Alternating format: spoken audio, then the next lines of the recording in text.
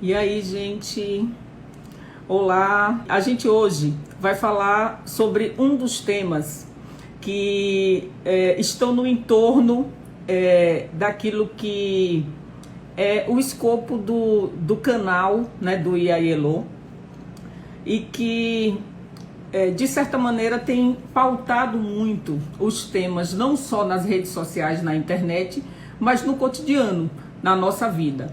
E é um daqueles temas que a gente ouve muito, mas que a gente acaba tendo muita dúvida do que é, de que maneira categorizá-lo, e o que significa ele.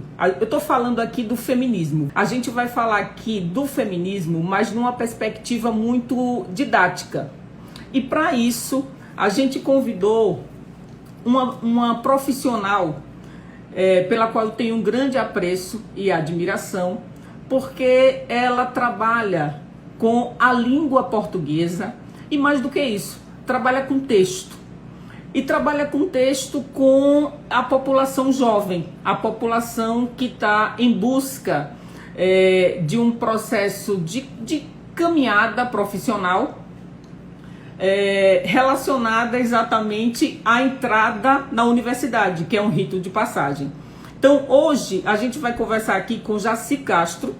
Ela é professora de redação em escolas da rede privada de Aracaju, e ela também tem uma participação num projeto social relacionado ao acesso à educação.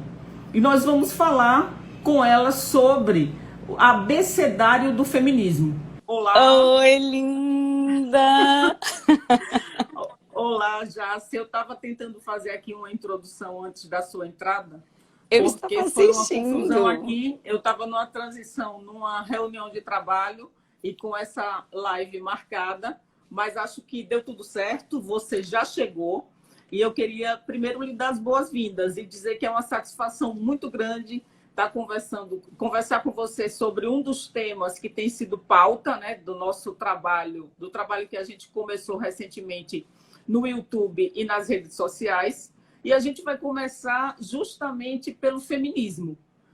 E eu convidei você porque, primeiro, você é uma profissional que eu admiro bastante. Eu estava Que falando aqui linda. que eu acho maravilhoso esse universo de você trabalhar com essa juventude ávida por conhecimento e curiosa, né, sobre as questões que envolvem o cotidiano, e com redação, que é o texto, né? E o texto está presente na nossa vida, né? Eu costumo dizer não, tem uma música maravilhosa que as ideias estão no chão, você tropeça e acha a solução. E eu quero começar exatamente o nosso bate-papo pela questão essencial, que você nos diga exatamente, então, o que é isso? Que movimento é esse do ponto de vista da nossa língua e do ponto de vista social? Que movimento ou o que significa o feminismo? Então, primeiro, Elo, eu fiquei super lisonjeada com seu convite, porque você é uma mulher que eu admiro demais. Inclusive, aproveitar esse momento para te dizer o quanto que eu aprendi com você ao longo desses anos todos, mesmo distantes, né, nas redes sociais e eventualmente nos momentos em que a gente se encontra, o quanto você é uma mulher forte, o quanto eu acompanho alguns momentos significativos da sua carreira, mas também de você como mulher, a chegada da Maria, a transição do seu cabelo, e o quanto eu vou me aprendendo com isso para ser uma professora melhor. Você me apresentou como professora, de fato eu sou professora. Gente, boa noite todo mundo que entrou aí. Muito obrigada pelos elogios e pela gentileza de todos vocês. Eu sou uma professora num processo constante de aprendizado. E isso eu falo de verdade mesmo, eu aprendo demais com os meus alunos. Ser uma professora que trabalha com texto, ela me dá duas possibilidades. Uma é desmitificar, por assim dizer, essa questão da escrita. Eu gosto de dizer para os meninos, nossa, era para pegar um livro, mas eu estou com vários livros aqui, mas tem um ali que eu vou falar, que é uma frase da Margaret Atwood, que é a mesma pessoa que escreveu o Conto da Aia, que se transformou numa série chamada The Handmaid's Tale, né, que várias de nós já assistimos. E ela diz assim que escrever é uma forma de a voz sobreviver à pessoa. E eu considero que é a mais pura verdade. Quando nós aqui, nós somos perecíveis, por assim dizer. E a escrita não. A escrita, se a gente quiser, ela é eterna. Então eu tento fazer, né, com que meus alunos valorizem muito a escrita. E sobre essa palavra, o feminismo. Então eu sou uma professora e hoje eu pensei tanto no meu sobrinho, Paulo Neto, que é um quase psicólogo, né, é um estudioso, não, ele já me falou, né, que é para falar da psicanálise. Ele é um estudioso da psicanálise e constantemente ele vem me perguntando questões relacionadas à linguística, semantema, morfema, porque a psicanálise é muito focada nessa questão da palavra. Ele estava me falando uma coisa que eu achei tão interessante para trazer para essa live, que ele me diz assim, que quando eles estão preparados para a escuta, a pessoa vai falando, o paciente, e eles vão captando as palavras ali, e por meio dessa pesca de palavras, eles vão se organizando para entender aquela pessoa, orientar aquela pessoa, de repente a palavra seria orientar. Enfim. Mas aí você me perguntou e é o primeiro passo dessa live. O que é essa palavra? O que é feminismo? Do ponto de vista, se a gente for observar, eu também sempre foco com os meus alunos a questão de eles darem atenção à etimologia da palavra. Eu gosto muito disso. De onde veio essa palavra? Por que essa palavra se transformou nisso? E a palavra feminismo, do ponto de vista da etimologia, ela tem um significado, o ismo, que é um sufixo que está... ele respondendo aí, sim, escutamos palavras. E a partir disso, né, se delineia uma alma, né, só completando. O sufixo ismo, ele tem inúmeros significados, mas tem um significado que está muito relacionado à questão da, entre aspas, ideologia. E por que eu estou colocando tanta aspa? Eu sou muito cuidadosa para falar desse assunto. Os tempos mudaram, Elu. E, infelizmente, eles mudaram em sala de aula. E, infelizmente, a nossa presença ali, ela está uma presença um pouco mais balizada por todos os rótulos que se colocaram, né, nesses últimos anos no professor. Do ponto de vista, como eu disse, né, da etimologia, o feminismo é a busca pela igualdade de gênero. E é um movimento que ele vem em ondas. Qualquer estudioso do feminismo, ele vai observar que ele vem em ondas, né? Eu poderia dizer que desde o século XVIII, mas vamos colocar assim, desde o século XIX, ele vem em ondas como a primeira onda dos direitos, né? A gente tem a Nísia Floresta no século XIX, né? Falando do direito à instrução e do direito ao trabalho. E depois a gente tem uma outra onda para falar de Brasil, que é a questão da sexualidade, a pílula anticoncepcional e tal. E a gente tem uma terceira onda, que eu considero uma onda muitíssimo importante, que a gente precisa mergulhar, que é essa onda da interseccionalidade. Num país como o Brasil, não tem como a gente ficar focado numa visão eurocêntrica de feminismo. A gente precisa focar em todas as vertentes, os tipos de mulheres que sofrem opressões diferentes. E hoje a gente tem, talvez, uma quarta onda aí, que é essa onda que os meus alunos estão, que é uma onda muito relacionada à atividade online, não é? Ao ativismo online. Mas aí, voltando para a palavra, o feminismo hoje é uma palavra que muitos amam e muitos odeiam. Então me preocupa a carga semântica negativa que a palavra feminismo vem adquirindo nesses últimos pouquinhos anos, né? 2, 3 anos.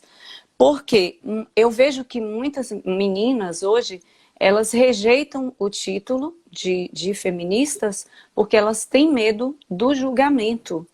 Porque em muitas situações se reduz a ideia de feminismo, consequentemente de feminista, e eu me coloco como feminista desde sempre, não sei nem quando, mesmo muito antes de conhecer isso, se reduz essa palavra com um estereótipo, que é um estereótipo muito pesado, que é de uma mulher mal amada. E eu estou usando até um eufemismo, né, já que estamos falando de palavras, exatamente porque você sabe que o tom é muito mais pejorativo, o tom é muito mais pesado. Então o feminismo, ele é apenas a igualdade de gênero. E a igualdade de gênero, que é uma luta histórica, né, a gente vai observar todo mundo batendo palminha para o filme recente agora, que fala da Marie Curie, né, a primeira mulher a ganhar o Nobel de Física, a primeira professora da Sorbonne, mas a gente não pensa o tanto que mulheres como ela e como outras tantas precisaram andar para que nós estivéssemos agora, nesse momento, falando sobre feminismo. Não acho também que o feminismo é um movimento que interessa somente às mulheres. Eu acho que ele interessa muito aos homens, porque eu que lido com adolescente, eu vejo muito adolescente extremamente inseguro com a segurança que vem nascendo nas meninas. Porque o mundo da sua Maria não é mais o seu, Elô. As pedras que você tirou do caminho vão facilitar a andada da Maria. Mas, ao mesmo tempo que a Maria se fortalece, a gente tem essas ambiguidades, né? Não sei se ambiguidade seria a palavra, talvez não, mas parece que para um lado se fortalecer, você precisa enfraquecer o outro. Então eu vejo isso, um certo medo do feminismo, que para mim, ele é igualdade, né? Igualdade de direito, igualdade de exercer o seu papel social, igualdade ao direito à instrução, a escolher uma profissão, a ser, né, as tarefas de casa. Vejam, por exemplo, o sucesso do Rodrigo Hilbert. O que ele faz? Gente, ele só faz o que um cara bacana devia fazer. Né? Então eu vejo isso, igualdade, mas me preocupa bastante ainda, né? Para ser muito honesta com olha só, você, Jaci, essa resistência. Pode mas falar. olha só, na primeira pergunta, ou no primeiro questionamento aqui que eu trago, que é a base da nossa conversa, eu consigo confirmar aquilo que me fez fazer o convite, né? Essa maneira didática e essa problematização que você traz de elementos que estão muito, assim, que a gente consegue enxergar com muita clareza a necessidade que existe da gente dissecar termos como esse. Né?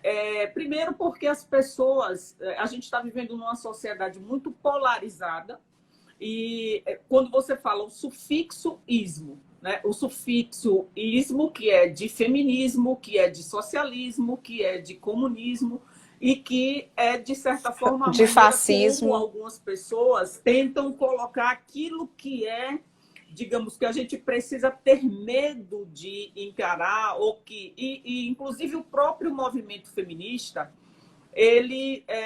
você falou sobre as ondas. Em muitos momentos, ele foi incompreendido pelas próprias mulheres. Por exemplo, nos anos 60 e 70, na onda americana, enquanto 70 sobretudo, enquanto muitas mulheres estavam ali fortalecendo o movimento, outras foram às ruas para dizer que elas não queriam o feminismo, justamente por conta da pressão que existe nessa normatividade de sociedades com base na figura masculina, né? Sociedades que a gente trata como patriarcais hoje. Agora, o que eu acho interessantíssimo é que, por exemplo, a palavra feminismo foi uma das mais buscadas no Google em 2020. E aí você já, de certa forma, já me deu um spoiler quando você diz, quando você usa modismo. Olha aí um sufixo aparecendo de novo.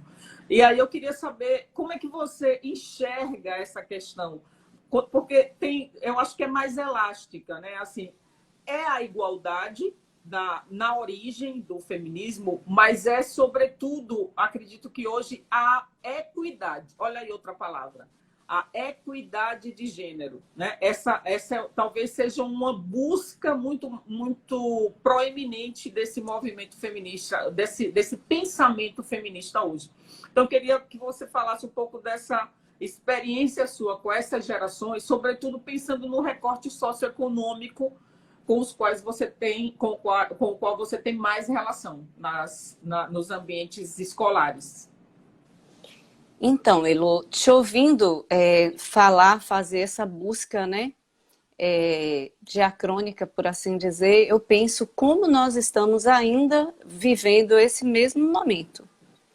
E aí tudo vem desses sentidos, né, da carga semântica que essa palavra tem. Eu vou te exemplificar o meu trabalho, obviamente é um trabalho, eu me situo em dois âmbitos um pouco diferentes. Porque quando eu estou como professora da rede privada em Aracaju, eu transito entre a classe alta e a classe média. Então são meninos que têm acesso à leitura, são meninos que têm acesso às discussões, são meninos que têm uma base, né, escolar boa. E quando eu estou no projeto, obviamente parou essa parte do projeto no ano passado por conta da pandemia, mas são muitos anos aí, então nós escutamos histórias que são completamente diferentes. Eu vou focar para responder a sua pergunta exatamente nesse ponto. Como eu trabalho esse conceito com esse recorte socioeconômico, que é classe média, que é classe alta. Veja, eu falo da questão de gênero com os meninos, a gente falava bem mais, sem dúvida nenhuma, como uma questão necessária, uma construção de uma nova sociedade. Por quê? O esvaziamento da palavra, para mim, é exatamente quando ela é vista como modismo. Eu tenho que me adequar a isso, ou para falar bem, ou para falar mal, porque está na moda. Então, está na moda falar bem. Ok, eu boto um adesivo qualquer no meu peito, vou para qualquer manifestação que estiver acontecendo aí na rua, e palminhas. E aí, como você disse, estamos numa sociedade, né, bastante polarizada. O outro lado diz, não, então eu preciso odiar isso de qualquer maneira, aí eu vou trazer símbolos de resistência a isso. E eu, né, coloco lá. Então eu acho que isso esvazia o discurso e não coloca o feminismo como um movimento, um instrumento. Eu nem vou falar um movimento. Um instrumento de modificação social. Porque o que nós enxergamos hoje, seja na classe alta, seja na classe média, seja na classe baixa, obviamente cada uma com as suas devidas diferenças, são mulheres sobrecarregadas. São mulheres sobrecarregadas com trabalho, são mulheres que muitas vezes não se sentem valorizadas no trabalho. As minhas alunas, eu já vi as minhas alunas se queixarem, por exemplo, de serem menosprezadas na área das ciências exatas. Né? Os meninos têm... Isso as incomoda, isso as diminui. Então, eu preciso trabalhar com os meus alunos e eu tento fazer isso na medida do possível. Fazia isso com mais facilidade, vou ser muito honesta com você, porque eu tenho muito ex-aluno assistindo aqui. Sejam todos bem-vindos, seus lindos. Então, eu não vou mentir, eu fazia isso com muita facilidade. E hoje eu faço isso com muito mais... Eu fazia isso com muita espontaneidade. E hoje eu faço isso com muito mais cuidado. Exatamente para não ferir essas diferentes visões e mostrar que o que eu estou mostrando, o que eu estou apresentando a eles dentro de um texto, por exemplo, a gente trabalhou uma temática na redação que é a questão do assédio sexual. E nós falamos do assédio sexual, para falar do assédio sexual, a gente falou, por exemplo, do movimento Me Too, né, que nasceu lá nos Estados Unidos, se espalhou e que aumentou o número de denúncias de assédio em quase todos os lugares onde esse movimento chegou. A gente precisa falar sobre isso quando eu falo que é uma questão de mudança, porque independente de as meninas estarem situadas num contexto social mais positivo do ponto de vista econômico, tendo acesso a mais coisas, elas continuam sendo mulheres. Elas continuam sendo mulheres, então elas continuam sendo assediadas, e muitas vezes elas sequer percebem que aquilo é um assédio. Elas muitas vezes são menosprezadas, têm a sua capacidade intelectual menosprezadas. Muitas vezes elas estão em um relacionamento abusivo, sem conseguir perceber que aquela é uma relação abusiva, que é uma relação tóxica para ela, porque ela aprendeu que violência é só tapa na cara. Então a gente precisa tratar desse assunto como um instrumento realmente de mudança social. Eu tenho uma filha. Eu não quero que a minha filha seja laçada num carnaval de Salvador e o cara puxe a corda e diga, só solto se você me der um beijo. Isso não é saudável, né, para ela. Então a gente precisa pensar nesse sentido. Como eu disse, são as diferenças. Quando a gente vai falar do feminismo num contexto socioeconômico desfavorável, a gente vai mostrar uma violência que é sim o tapa na cara, que é o puxão de cabelo, que é o jogar ácido no rosto, que é a agressão física, né, muito pesada. E muitas mulheres presas a essa violência porque elas não sabem o que fazer, não é? Recentemente, Elô, só para contar aqui, a minha última, em dezembro de 2019, nós tivemos uma moça lá na comunidade que a gente trabalha, e que também eu dou aula lá também, né? Ela chegou com o cabelo bem curtinho, todo picotadinho, sabe? E eu pensei, por que ela tá com o cabelo daquele jeito, cortadinho? E ela tava com o braço quebrado. E aí aquela curiosidade de perguntar, mas ela, né, nos chamou e nos contou. Ela foi agredida pelo ex. Ele, olha o que ele fez, né? Ele não apenas bateu nela muito, ele espancou ao ponto, né, de ela estar totalmente machucada, precisou cortar o cabelo. E como a gente diz, né, que o feminismo não é necessário. Para ele chegar nesse ponto de agressão, quantas agressões essa mulher passou? E porque essa mulher está num contexto social menos favorável, eu não vou enxergar isso e mais. Como eu não ajudo as minhas meninas, eu chamo de minhas meninas, do contexto, né, socioeconômico mais favorável, a estarem atentas para a escuta e a ajuda quando necessário, para aquelas mulheres que não têm a mesma voz que as mulheres de cá têm. Né? Então é a sensibilidade também para lidar. Quando eu não sou a protagonista, quando eu não sou a vítima, eu posso muito bem ser uma aliada para tirar daquele ambiente ali. Sim, eu concordo plenamente, Jaci. E assim, nessa fala sua, você traz alguns conceitos que estão todos dentro, que cabem, né, nessa ideia de feminismo, que é essa maneira diferenciada de olhar o mundo. Né? Eu tenho... cada vez que a gente vai lendo sobre um determinado tema, a gente vai encontrando maneiras que tornam a interpretação dele mais elásticas, né? Você traz aí no seu relato pessoal, tanto no convívio com as meninas dos segmentos sociais distintos, algumas das palavras com as quais a gente precisa lidar cotidianamente. E aí é importante, porque você falou aqui que tem ex-alunos, né? Os ex-alunos que provavelmente configuram o fã-clube de Jaci. Ou não, viu? E feminicídio. Ou não, viu? Claro. Misoginia, feminicídio são palavras que estão relacionadas, né? E que, infelizmente, a gente precisa conviver com essas práticas e falar sobre elas para que a gente tenha maiores condições e fortaleça outras mulheres, outras meninas para a reação, né, com relação a elas. Então, eu queria que você nos ajudasse, né, com essas palavras e, claro, sempre à luz da sua realidade pessoal, profissional. Então, Elo, eu vou levar para a minha realidade mesmo, de professora que dá aula para os meninos fazerem o Enem.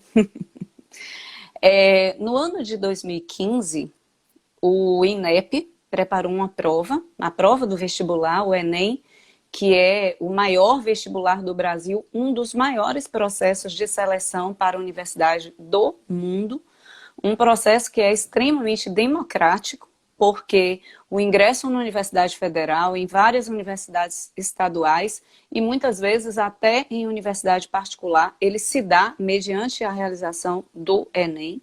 No ano de 2015, o Enem pediu como tema de redação a persistência da violência contra a mulher. Observe, a gente muito focado em palavras. Eu trabalho com os meus alunos, pegue o tema de redação e entenda o que é palavra-chave. Eles sabem disso. O tema, ele não pediu a existência, ele pediu a persistência. Não é porque existe, é porque persiste. E o que está pressuposto nesse porquê persiste é que a misoginia, e a misoginia ela é o ódio à mulher, é a rejeição à mulher, que é importante os alunos perceberem que não diz respeito a questão da sexualidade ou da sexualização, não é a falta de desejo pelo corpo feminino, é a discriminação de fato. E essa misoginia, em muitos contextos, ela vai levar ao feminicídio. Então, quando o Enem pediu persistência da violência contra a mulher, veja que prato cheio para a gente conversar sobre misoginia. Persistência, por que persiste? Exatamente no ano de 2014, se eu não estiver enganado, ou foi o ano de 2015 mesmo que foi sancionado, porque a memória aqui já está curta da véia, foi sancionada a lei do feminicídio. E eu vi muitos, a gente vê na sala, eu trabalho com adolescente também, eu começo a dar aula para o primeiro ano, meninos de 14, de 15 anos que reproduzem muito um discurso que é um discurso recortado, que eles escutam e eles não têm ainda a percepção do amadurecimento, né, ou o amadurecimento de mergulhar nisso. Por que não tem a lei Zé da Penha? Por que a lei do feminicídio, o homicídio já não basta? Então, quando o Enem lançou esse tema, persistência da violência contra a mulher, nos deu a possibilidade de discutir, porque nós vivemos num país que é misógino e que, por conta disso, pratica o feminicídio com muita naturalidade. Eu digo com muita naturalidade porque o número de feminicídios no Brasil é um número assustador. E a gente não pode achar que isso é normal. Eu digo para os meninos, eu dizia mais, hoje digo menos, né? Eu não posso esperar isso chegar na minha família para isso se tornar um assunto relevante para mim. Eu não posso esperar. A gente viu recentemente casos aí de pessoas conhecidas, nossa, né? Tem um amigo da gente, jornalista, que teve uma amiga, uma prima, aliás, vítima de feminicídio em Salvador. Eu tenho uma conhecida, um conhecido também que da classe alta e a mulher foi assassinada e o rapaz se matou. Essas tragédias acontecem em todos os contextos sociais. Então eu preciso dizer, a misoginia, ela vai se mostrando, às vezes, de uma maneira muito sutil. É a discriminação, é a exclusão, e às vezes, Elô, a gente alimenta a misoginia na criança, no menino. Quando ele exclui a menina pega a bola para jogar futebol, ele pega e ele diz, não, isso não é jogo para meninas. E ele vai rechaçando a menina, ele vai rechaçando, então ele vai construindo, como diz o Nelson Mandela, né, numa frase clichê, muito verdadeira, ninguém nasce odiando outra pessoa. né? Nós aprendemos a odiar. Então, o ódio à mulher é um ódio alimentado pela sociedade. É um ódio alimentado pela sociedade. O ódio com que muita gente tratou a morte da Marielle, ele mostra a misoginia do brasileiro. Né? Eu precisei tirar toda a humanidade da Marielle para dizer, não, ela foi morta porque ela mereceu. Isso não acontece com um homem. Isso é misoginia. E se a gente não tratar isso culturalmente, é isso que vai caminhar para os números cada vez mais altos de feminicídio. Um crime, né, que mata por gênero. Foi morta porque é mulher. Porque é mulher. Tem inclusive um documentário que eu passo loucamente assim, para os meus alunos, que ele é bem curtinho, que é um documentário chamado Quem Matou Eloá, que é uma garota de 15 anos, que há mais de 10 anos foi assassinada, e que ela teve toda a mídia ali em cima dela, e em cima dela não, diga-se de passagem, em cima do assassino da Eloá, que foi o... Nossa, gente, me esqueci agora o nome do cara, e dizendo, não, ele a ama, ele está matando por amor. Nós estamos no século XXI, e nós estamos repetindo que se mata por amor. E ainda bem que quando eu passo, né, na sala de aula, eu vejo que os meninos eles ficam muito indignados com aquilo, meninos e meninas. E é nesse momento que eu sinto, eu estou plantando aqui alguma coisa. Eu estou plantando aqui alguma coisa, porque, inclusive naquele momento, a gente viu a mídia odiando a mulher. A proteção tinha que ser a menina, não tinha que ser ao cara. E não foi. E a Eloá morreu. Porque é mulher.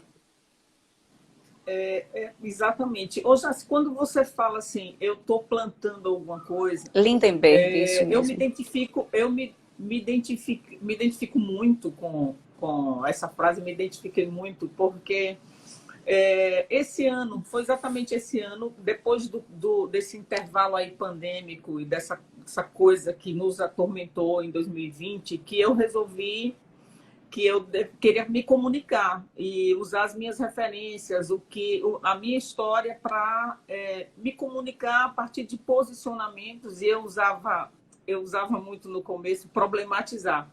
E depois eu disse, não é problematizar, é somente conversar ter uma referência, um ponto de partida, que é essa história, né? Essa linha, esse fio condutor da minha maneira de ver o mundo. Isso é plantar também. E eu já estive em sala de aula nos 3 níveis, né, de educação, e já vivenciei essa experiência de lidar com pré-adolescentes, com adolescentes, com jovens entrando na universidade, e sei da riqueza, né, que é.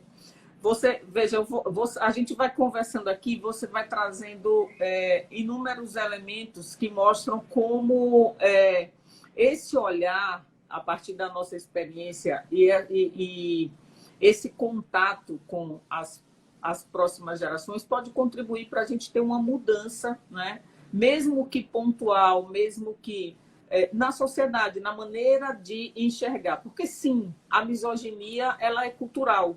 Sim, esse ódio às mulheres, ele vem desde sempre, né? É um processo aí que, até quando a gente tem a categorização da Idade Média, as mulheres, elas, a partir do momento que elas começaram a pensar a sua sexualidade, os seus corpos e a capacidade de reprodução, elas foram vistas como bruxas.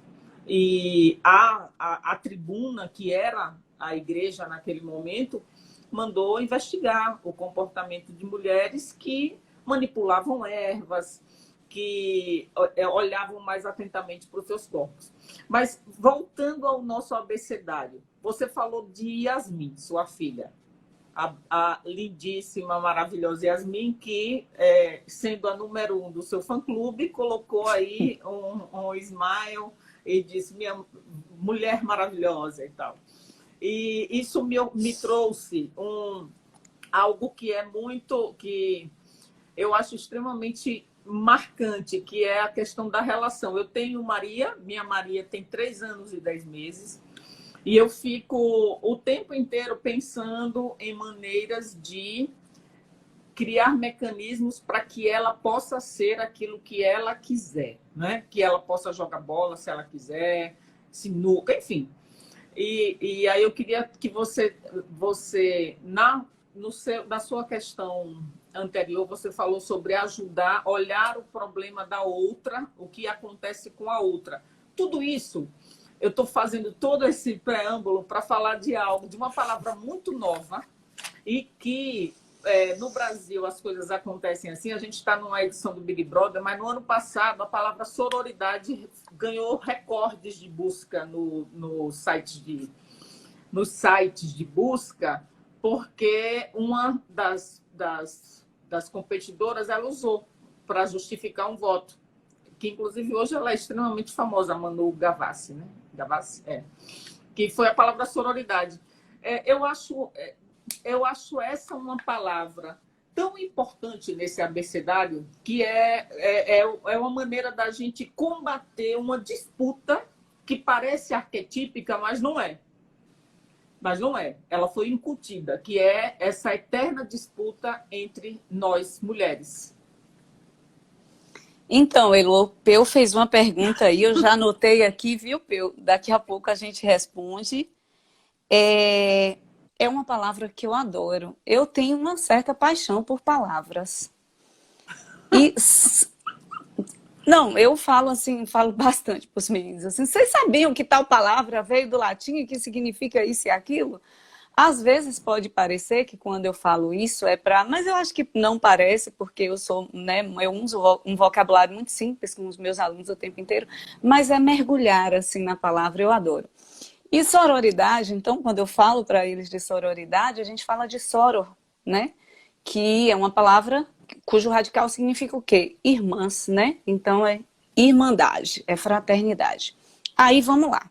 Quando a gente fala de sororidade, a gente fala exatamente da ideia de desfazer esse estereótipo de gênero, que é muito difícil, Elu. Desfazer estereótipo de gênero é muito difícil, porque aí a gente vem para mais uma questão cultural. Colocaram nas nossas cabeças, por exemplo, que mulheres não se arrumam para elas mesmas, nem para seduzir um garoto que elas estejam afim, elas se arrumam para outras mulheres. Colocaram nas nossas cabeças que é 1000 vezes melhor ter amizade com um homem, porque mulheres são falsas. Colocaram nas nossas cabeças que a gente precisa viver numa competição constante. E ao mesmo tempo que a gente percebe que existe, né, obviamente, esse estereótipo de gênero, que mulheres competem, que mulheres são rivais, que mulheres são isso, que mulheres são aquilo, enfim, ao mesmo tempo, a gente sente, eu pelo menos, eu falo de mim, talvez eu tenha uma irmã gêmea, né? Então, desde o útero, desde a concepção, ó ela aí, desde a concepção, a minha primeira companhia, né? Eu nasci de mãos dadas com uma mulher e uma cabra da peste, que eu vou te contar, que ô bichinha danada essa, viu? O que ela não tinha de tamanho, ela tinha de ousadia. Continua tendo, diga-se de passagem. Cresceu um tiquinho, continua ousada que sou. E eu ali, né? Então eu nasci, minha primeira companhia, minha primeira grande amiga, para contar tudo, para dividir tudo, foi uma mulher que era minha irmã, que nasceu comigo, enfim. Então, para mim, gostar de mulheres nesse sentido de ter a empatia, talvez tenha sido mais natural do que, por exemplo, uma garota que teve 3 irmãos. Né? Então, para mim, talvez tenha sido mais fácil. Mas aí, o que eu vejo dessa questão da sororidade? Um ponto que eu acho muito importante, até marquei aqui para lembrar de falar, obviamente sororidade é um sinônimo de empatia, é um sinônimo de solidariedade, é um sinônimo de fraternidade com outras mulheres, aquela coisa de ninguém solta a mão de ninguém de fato, mas eu percebo também uma coisa interessante, que é muita gente interpretando sororidade como se fosse ter que gostar de todas as mulheres. E não, eu não tenho que gostar de todas as mulheres, porque a gente não gosta de todo mundo. A gente tem empatia, simpatia e antipatia. Eu não tenho que gostar de você, embora eu goste. Eu adoro você. Eu não tenho que gostar de você, mas eu tenho que perceber o momento em que você está sendo oprimida, porque em outro momento eu vou estar naquela mesma situação. Então, por ser mulher, eu acho que a sororidade da Manu, eu não me lembro exatamente quando a Manu falou isso, acho que foi quando ela não votou em alguém, votou em outro, Foi isso mesmo. né, decidiu permanecer, que permanecesse uma mulher, é exatamente, olha, eu não tenho obrigação de gostar de você, tá? Mas eu exerço a minha sororidade, então eu tenho empatia com você, porque eu sou mulher e sei muito bem o que você passa. E é só isso. A partir do momento que eu consigo entender que sororidade é empatia, não é eu ter que amar todas as mulheres do mundo, porque isso não vai acontecer, eu acho que fica mais fácil a gente ter uma responsabilidade com as nossas companheiras. Olha, usei um léxico aqui bem, bem interessante. É muito interessante a gente conversar com a professora de produção textual e ela fica usando as palavras e depois pensando sobre as palavras que ela usa, né? Eu penso. Por que isso tem esse nome, não esse?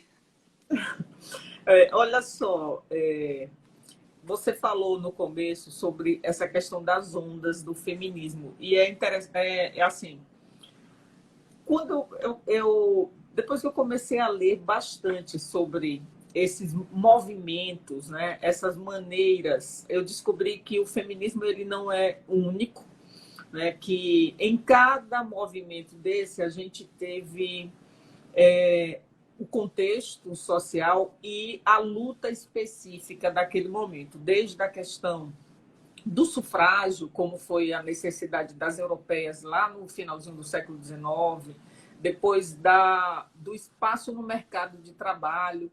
Só que hoje a gente tem uma variedade de feminismos ou maneiras, muitas lentes para olhar esse mesmo movimento, ou essa maneira de enxergar o mundo.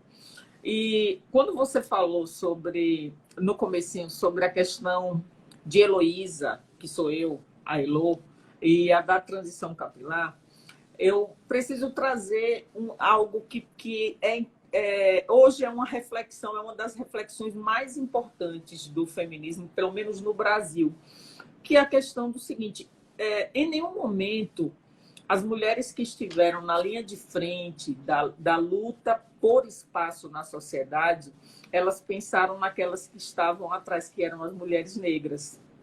E isso hoje é um exercício de revisão da literatura e do posicionamento, e acabou surgindo algo que tem uma força muito grande no Brasil, que é o feminismo negro, né? Esse movimento, essa maneira de você simplesmente pensar, tá, enquanto você estava lá nos anos 70 em busca do seu espaço no mercado de trabalho, você achava que as mulheres negras que tinham que ficar na sua casa, cuidando dos seus filhos, para você ocupar o seu espaço. E assim, digamos que esse encontro de feminismos está trazendo uma maneira muito mais empática e com o uso da sororidade de fato para o que é o feminismo hoje, o feminismo no Brasil, o feminismo americano, que já tem esse recorte desde os anos 70, mas isso é mais recente no Brasil, porque a gente está falando muito mais de racismo estrutural, né, hoje. E ao falar de racismo estrutural, a gente vai ver aí essa figura, né, de nós, mulheres negras, no alicerce da formação social e de fora o tempo inteiro dos processos de emancipação feminina, que isso é muito mais recente. Eu quis fazer esse recorte aqui, estou... Acho importantíssimo. Dando uma pausa, você pode comentar, mas assim, eu quero. A gente combinou no nosso roteiro que a gente iria para aquelas palavras que muitas vezes essas são mais distantes ainda, porque elas têm uma base na língua inglesa. E é interessante que, assim, são coisas que a gente tem no nosso cotidiano. Eu, pelo menos, vivenciei muito isso. Você deve ter vivenciado também, que era o fato de que você se intimida quando vai falar numa reunião em que há predominância masculina, e eu vivenciei muito isso. Enfim, Imagino. eu vou começar aqui com o mansplaining e o interrupting. E aí eu queria, porque assim, isso tem muito, a gente vive isso no cotidiano, Sim. Jaci, sobretudo nós, na busca cotidiana por espaço no mercado profissional e na vida social. Nós, mulheres, junto dos homens. Dos Isso. homens que muitas vezes são os nossos companheiros, inclusive. Então, Elô, olha, só para, antes de falar sobre isso, eu falar rapidinho, o quanto eu acompanhar mulheres como você, como Karine Mangueira, sei que tem muita ex-aluna de Karine Mangueira também aqui, como Jana, que trabalhou na base, Janaína. Sim, sim, sim. Eu fico lendo as coisas que vocês escrevem, ou quando vocês falam, e eu fico ali porque eu preciso ouvir para aprender. É isso que você fala do feminismo. Eu tenho esse livrinho aqui, que é da Angela Davis, né? Que é Mulheres, Raça e Classe. Peu falou aí de torto arado, mas eu gosto muito desse livro. É um livro um pouco complexo para a gente. Ai, Jana, ai, que linda! Ai, Jana, que honra. Tenho duas Janas maravilhosas aqui. Eu também sou admiradora das duas, viu? Ah, esse livro, eu acho que ele ajuda a gente a compreender. E só para aproveitar, eu já tem um tempo que eu entendi qual é a minha hora de falar e qual é a minha hora de ouvir. Só para falar dos termos, né? Que foi mansplaining e me interrupt, né? Me interrompe. Sinto muita falta desses vocábulos na nossa língua portuguesa, porque esse léxico mais cultural, mais raiz, mais nosso, ele nos daria muito mais facilidade para explicar. Então, quando eu digo, eu gosto de ouvir vocês, falem que eu estou aqui, eu estou ouvindo para aprender o que eu não vivi e nem posso viver. Eu não posso viver. Eu não posso mudar minha cor, não posso mudar meu cabelo, não posso mudar minha história, né? Eu estou dizendo o que está lá atrás. Então, eu vou aprender com vocês. E eu percebo que às vezes é muito difícil para um homem ele perceber que alguns assuntos são assuntos que a mulher sabe. Por exemplo, eu vou falar do mansplaining, certo? Tem uma escritora norte-americana chamada Rebecca Solnit. O livro da Rebecca nem fez tanto sucesso, mas foi exatamente a Rebecca que, no livro Os Homens Explicam Tudo para Mim, em 2008, que tornou essa palavra, essa expressão, uma expressão popularizada, uma expressão conhecida. Os homens explicam tudo para mim. Eu sou professora de português há mais de 20 anos. Eu sou professora de redação há mais de 20 anos. Eu sou uma estudiosa do Enem. E muitas vezes eu estou em uma reunião e vem alguém que não tem nada a ver me explicar o que é redação. Eu confesso a você que eu não me sinto intimidada. Eu me sinto enraivecida mesmo. Porque isso foi uma coisa que eu estudei, meu querido. Então você está chovendo no molhado. A gente vê muito esse mansplaining quando a gente vê o rapaz ali abrindo um parêntese para explicar à garota o que é feminismo. Ela diz, queridão, eu vivo isso na pele. Você vive de ouvir dizer. Eu vivo de viver. E para falar, que eu acho mais complexo ainda, e eu acho que é difícil, é muito sutil. Então, às vezes, é muito difícil os meninos perceberem que eles estão tendo essa atitude com as meninas. É muito difícil os homens perceberem que eles estão tendo essa atitude com as meninas, porque mais uma vez vem a questão da língua, e a língua é poder. A linguagem é poder. Então, nas relações de comunicação, nós exercemos essa posição de poder. E muitas vezes o homem, a gente diz assim, o homem tem medo de mulher inteligente. Não, ele não tem medo de mulher inteligente. Eu não acho que o homem tenha medo nenhum de mulher inteligente. Eu acho que ele compete muito com a mulher inteligente. Ele precisa entrar numa competição porque ele sempre, né, ele já está naquela relação de poder, que é uma relação cultural. Então ele não pode ver esse poder naquele momento que eu vou falar de redação, porque é a minha praia, ele está percebendo que ele precisa também dizer que ele sabe. Então tem muita vaidade envolvida nisso aí. E para a gente falar do interrupting, eu também adoraria ter uma palavra em português, né? Que a interrupção é quando o homem interrompe o raciocínio de uma mulher e não a permite concluir aquilo que ela está falando. Eu vou me reportar um caso que, assim, para mim é um caso histórico, né? Também da mídia. No programa Roda Viva, em 2018, a Manuela Dávila estava sendo entrevistada junto ao Ciro Gomes e aquela bancada toda. Houve um site que contou quantas vezes o programa durou 90 minutos. E em 90 minutos a Manu foi interrompida 62 vezes. E o Ciro foi interrompido 8 vezes. Interromper, não deixar concluir o raciocínio. Eu considero isso uma violência simbólica. Eu considero isso uma violência simbólica, porque de tanto você me interrompe, eu me perco, eu me sinto a pessoa incapaz de conduzir a minha fala. Eu me sinto incapaz de chegar onde eu objetivei chegar. Né? Nós estamos aqui e eu percebo a sua educação, a sua gentileza, que quando eu falo, você já para de falar para me ouvir. Obviamente, você me fez um convite e generosa como você está me dando esse espaço. E a gente percebe que como é bom a gente falar e concluir o raciocínio. Para a gente não deixar meias verdades ou qualquer coisa, né? A gente deixar a interpretação redonda. Essa interrupção masculina, que é uma interrupção muito frequente, eu considero uma violência simbólica, porque quebra o raciocínio e muitas vezes a depender de quantas vezes essas mulheres elas são interrompidas, elas vão considerar que o problema é com elas, que elas não têm realmente o que dizer. Isso, para mim, é uma violência. Eu entendo também como uma violência e queria só ilustrar, eu pincelei rapidamente no começo, eu tive você sabe, assim, muitos dos que estão aqui, eu tive uma experiência muito elástica na minha vida no ambiente da política, que é um ambiente predominantemente masculino.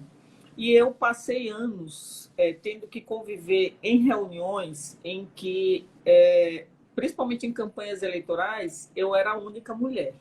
E era uma mulher mais jovem. E demorou muito, sabe, Jássica? Assim, eu acho que... eu falo muito assim de intervalos eleitorais, do processo eleitoral, para eu estar ali naquela reunião e entender que eu não estava ali só para ouvir e discordar, e que eu podia colocar a minha opinião e discordar. Mas isso foi um grande aprendizado para mim. Mas para isso eu tive que sabe, parece assim que embrutecer um pouco, assim, ser aquela pessoa muito rígida, porque senão eu ia ser interrompida o tempo inteiro. E eu tive que muitas vezes dizer, opa, não, eu estou falando, eu preciso concluir meu raciocínio. E aí as pessoas, os caras, né, eles passaram a olhar assim, rapaz. E assim, infelizmente... Bicha brava. Aí vieram os rótulos de que Heloísa é muito dura, Heloísa é isso, enfim. Mas foi necessário. Eu sabia que era necessário e que esse era o único caminho.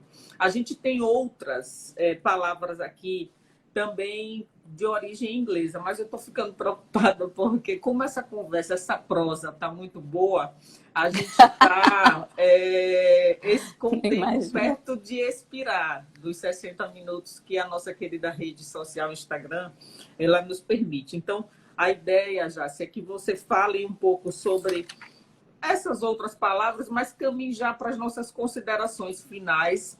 Eu vou deixar depois, né? Vou salvar a live, vou colocar as palavras e até vou explorá-las um pouco nos próximos dias, porque esse é um tema que não se esgota, assim como muitos outros da vida. Então, a gente tem aí o Procreating, tem o Manspreading, e você pode... como você também sabe... Gaslighting. E o Gaslighting. Você vê o que é que você quer, quais você quer tratar, ou se quer tratar todas, e já caminhamos para as nossas considerações finais, porque eu acho que a gente tem 4 minutos, mais ou menos. Então, Elô, rapidamente eu falaria do gaslighting. Porque comumente a gente quando a mulher ela embrutece e quando ela está já naquele nível de falta de paciência, com muitas situações, ela é levada a acreditar que ela é louca, que ela é desequilibrada, que ela é descontrolada. Eu já ouvi de colegas em sala de aula assim, tá na TPM. E o estar na TPM para mim, é uma forma de me taxar como uma pessoa que está fora do eixo, que está desequilibrada, porque eu não posso responder para ele, é você que está. Porque se ele me chama de imbecil, eu posso chamar ele de imbecil também. Mas se ele me diz, tá na TPM, é justamente uma situação de me descredibilizar, de me colocar como, de me desacreditar, de me diminuir, de me desmerecer. E isso, pronto. Aí, por que eu escolhi o gaslighting também, Lu? Porque eu falei aqui no começo que o feminismo, ele serve para a gente mudar o contexto em que a gente está inserido. E inserida no meu caso. Então, muitas vezes as meninas, elas não percebem como elas estão sofrendo, sendo vítimas de um abuso psicológico, de um abuso emocional, justamente por conta de homens que as taxam como loucas, que as taxam como desequilibradas. Você vê, por exemplo, rapidamente, tudo é rápido, quando o homem está se separando, né, de uma mulher e ele começa uma relação com outra pessoa, e muitas vezes ele não pode começar dizendo, nossa, minha ex era fantástica, a gente viveu uma relação linda, mas acabou. Ele precisa falar, ela é louca, ela é isso, ela é aquilo, ela é aquilo. E você tem homens que são loucos, você tem homens que mereceriam esse rótulo perfeitamente. São os caras que querem a senha do telefone, mas não tem um nome para eles. Não tem um nome para eles. Então, a gente precisa perceber como essa violência de fulano de tal é uma louca, como isso desequilibra a gente, como isso tira a gente do nosso centro. Eu não sou uma pessoa racional, eu não estou de posse das minhas faculdades mentais, eu sou uma desequilibrada, enfim. Eu começo a acreditar nisso e também vou me diminuindo cada vez mais. Olha só, você conseguiu dentro do tempo para a gente se despedir de todo mundo numa boa, dentro do tempo. Primeiro, lhe agradecer, viu, Jaci? Foi maravilhoso. Eu acho que eu vou fazer Enem para poder participar das suas aulas de Carmen, de Paloma. Ou então eu vou assistir como observadora as aulas de produção textual para me reciclar. Muito obrigada, foi maravilhoso. Adorei. Se Fábio Vivas está aplaudindo, porque pense num cara exigente. Um beijo enorme, enorme. Ô, meu amor, que para bom, você aqueceu também. meu coração poder lhe encontrar e conversar com você mesmo virtualmente. Nossa, Elô, me honrou assim tanto. Gente, a presença de tanta gente linda e querida aqui. Peu disse que se a gente acha que a sociedade está menos, que essa geração está menos homofóbica e menos misógina, eu acho que sim. Eu acho que sim. Eu acho que... Opa! Eu acho que devagarinho, né, os meninos estão aí fazendo um papel muito bacana, muito bonito. Eu vou deixar aqui, ó, um defeito de cor, baseado na história da Luísa Marim. Eu vou deixar aqui, né, o feminismo em comum, sem falar da Djamila e tudo mais, que eu acho super importante. Muito obrigada, eu estou muito honrada pelo seu convite, pela nossa conversa e por todo mundo que participou, porque são pessoas pelas quais eu tenho grande admiração. Obrigada, gente. Obrigada, viu, Elô? Você é uma grande professora. A professora aqui é você. Um beijo, Você beijão. também.